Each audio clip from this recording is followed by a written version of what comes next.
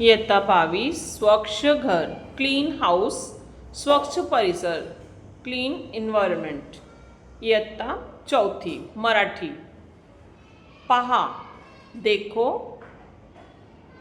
Look व बोला और बोलो अँड से. या चित्रात तुम्हाला काय दिसत आहे? आजी पालक चिरत आहे, भाजी चिरत आहे आणि त्यांच्या नातू भाजी निवडत आहे. दुसऱ्या चित्रामध्ये तुम्हाला काय दिसत आहे? एक मुलगी कचरा घरातून बाहेर काढत आहे. आणि हा तिसऱ्या चित्रात काय दिसत आहे आम्हाला? एक माणूस ओला कचरा आणि सुका कचरा या 2 बाल्टींमध्ये वेगवेगळ्या कचरा टाकत आहे. ओला म्हणजे गीला कचरा इसमें डाल रहा है और सूखा कचरा बच्चों जैसे भाजी का, दूध का, कोई भी गीला कचरा इधर रहता है वो ओला कचरा में डाला करो और बॉटल, कागज, ऐसी जो प्लास्टिक की चीज़ें हैं वो सूखा कचरा के डब्बे में डालो. फिर यहाँ से कचरा उठाकर सब लोग बाहर जब गाड़ी आती है कचरे की वहाँ ले जाकर देते हैं. जैसे देखो ये कचरा गाड़ी, हे सुका कचरा आणि ओला कचरा वेगवेगळ्या डब्या काकाला देत आहे. कचरावाला नको म्हणा, काका, मावशी, आई असं हाक मारा त्यांना, मासी. कारण कचरा कोण? आपण करतो आणि ते लोक स्वच्छ ठेवतो. आपले शहर, आपले घर, आपले एन्व्हायरमेंट, परिसर ते स्वच्छ ठेवतात. हे स्त्री पुरुष असा कचऱ्याचा डब्बा घेऊन येतात आणि कचरा गाड़ीमध्ये टाकतात. धन्यवाद स्टूडेंट.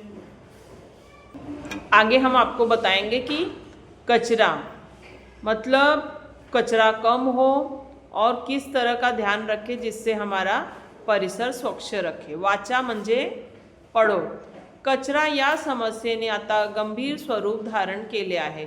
कचरा ने बहुत ही गंभीर स्वरूप ले लिया है क्योंकि कोई कचरे बच्चों कभी भी नष्ट नहीं होते हैं. जैसे कि भाजी ओजी के जो छिलके रहते हैं वो आपको अपने पेड़ पौधों में मिट्टी में दबा देना चाहिए जिससे खाद बन जाता है.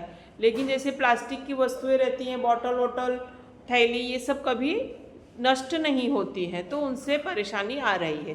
प्लास्टिकच्या कचऱ्यामुळे समुद्रात राहणाऱ्या जीवनाचा धोका निर्माण झाला आहे. सारे कचरे कहाँ जाके फंस जाते हैं? समुद्र में फंस जाते हैं बच्चों, जिससे उसमें रहने वाले प्राणियों को नुकसान होता है. कभी कभी कोई जानवर, गाय, कुत्ता, ये लोग को प्लास्टिक का कचरा खा लेते हैं जिससे उनके जीवन पर भी संकट आ जाता है.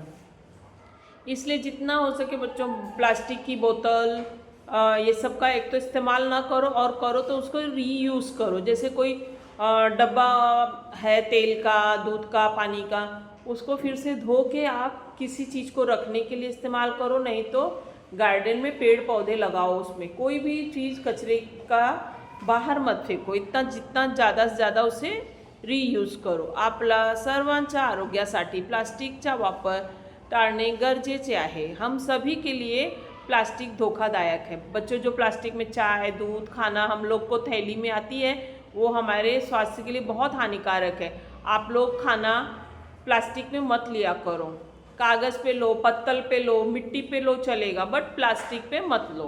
प्लास्टिक हमारे स्वास्थ्य के लिए बहुत हानिकारक होती है क्योंकि उसमें एक गंदा रसायन केमिकल मिलाया जाता है. बाजारात जाताना कागदी किंवा कापडी पिशव्यांची सोबत न्याव्या. बाजारात जाताना कागदी किंवा कागज का या कपड़े की थैली बाजार में जाते समय ले जाओ. अपने मम्मी पापा सबको बोलो कि प्लास्टिक मत लो. भैया जी जो प्लास्टिक की थैली में देते हैं भाजी, तो उनको बोलो कि प्लास्टिक मत दो. हमने अपने घर से कागज़ की थैली लाई है, कपड़े की थैली लाई है. कपड़े की थैली में 1, 2, 3, 4 भाजी जो भी है ले आओ. घर में थाली में डालो, उसको सब भाजी को अलग अलग धो के रख दो. सिंपल है ना. नहीं तो भाजी वाला 4 भाजी का 4 थैली देगा, वो 4 थैली 4 जगह जाएगी. 4 मान लो 4 जानवरों ने खा लिया तो उनका तो जीवन धोखा में पड़ जाएगा ना, उनका जीवन मृत्यू का प्रश्न हो जाता है। यामुळे प्लास्टिकच्या पिशव्यांचा वापर आपण टाळू सकतो। इस प्रकार से अब अगर आपने कागज और कपड़े की थैली लेना शुरू किया तो प्लास्टिक हमारे देश से बाहर हो जाएगा। हम किसी चीज़ का यूज़ करते हैं इसलिए वो हमारे साथ में रहता है। अगर आपने प्लास्टिक की बोतल लेना बंद कर दिया, आपने स्टील की बोतल, मिट्टी की बोतल लेना चालू किया, पीतल, तांबे की, और प्लास्टिक की बोतल ख़राब हो जाती है लेकिन स्टील की बोतल कई सालों तक रहती है, पीतल की, मिट्टी की लो। लेकिन प्लास्टिक आप लेना बंद करोगे तो प्लास्टिक बिकना भी बंद हो जाएगा। उपक्रम मतलब कार्य करो। प्लास्टिकचा वापर आपण कसा टाळू शकता यावर गटात चर्चा करा। गटाचे मत वर्गात सांगा। आप लोग आपस में बच्चों क्या करोगे कि जिससे प्लास्टिकचा वापर कम होऊ शकतात ये याप्रमाणे तुम्ही गटात चर्चा करा आणि उद्या वर्गात सांगा। कचऱ्याच्या समस्येविषयी वर्तमानपत्रात आलेल्या बातम्या, अगर आपको कहीं पे भी न्यूज़ में कचरे के ऊपर कोई भी लेख मिलता है न्यूज़पेपर में तो उसके चित्र लेकर आओ और चित्रे वाचा, संग्रह करा, वर्गात दाखवा, त्याच्यावर चर्चा करा। Thank you student.